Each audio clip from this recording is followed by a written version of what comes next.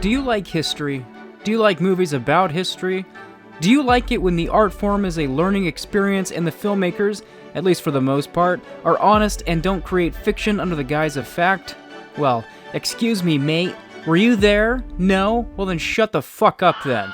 Yes, those are the exact words of legendary filmmaker Ridley Scott, who is obviously above predictable criticism and isn't insecure with his work at all.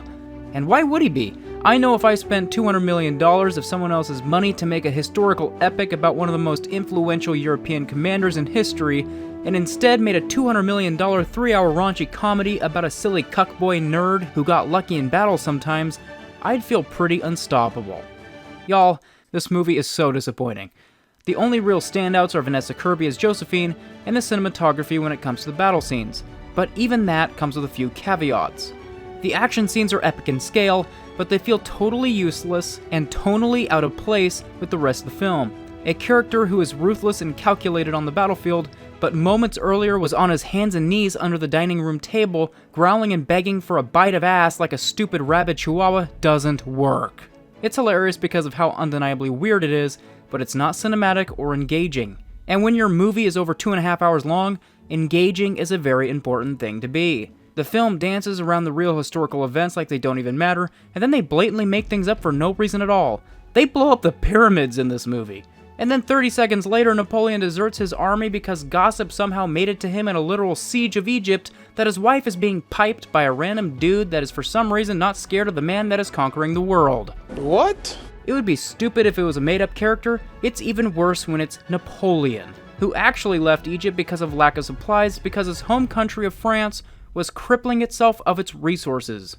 Napoleon by all means could have been a dumbass incel boob. There are some references to support that theory. His real-life letters to his wife are pretty damning.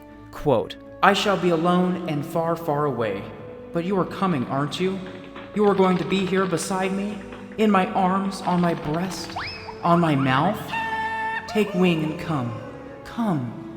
A kiss on your heart, and one much lower down. Much lower." April 1796.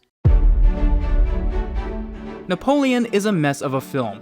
I laughed at it when I'm not sure I was supposed to.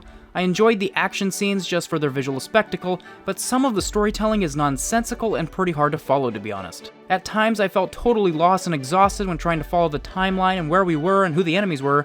It was totally ridiculous.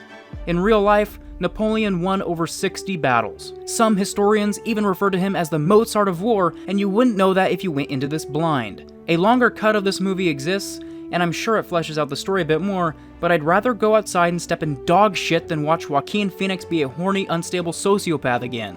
He walked out of the premiere of this movie, by the way. Did you know that? He was trying to warn us. What a guy. I myself contemplated Joaquin out of this one. Oh, brother, this guy stinks! Whose country are we in?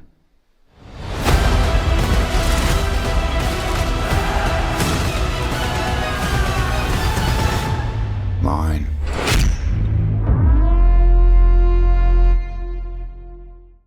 Thanks for stopping by and checking out the video. My goal is to have an international group of film lovers that can come together and talk about their favorite niche in the whole wide world, movies. So without further ado, go down below and let me know what your thoughts are on the topic. I might not agree, but your opinion always matters, and don't let anybody tell you otherwise.